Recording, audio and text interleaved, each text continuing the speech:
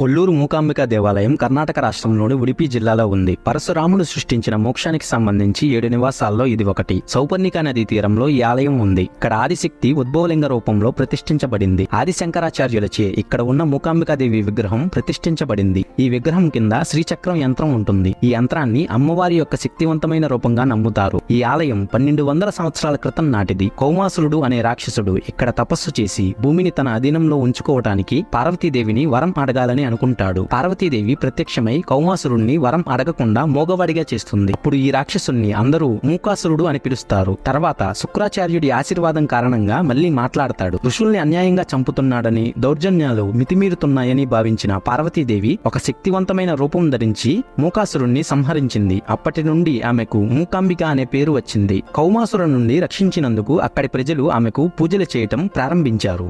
పార్వతీదేవికి అంకితం చేయబడిన ఒకే ఒక్క ఆలయం ఇది.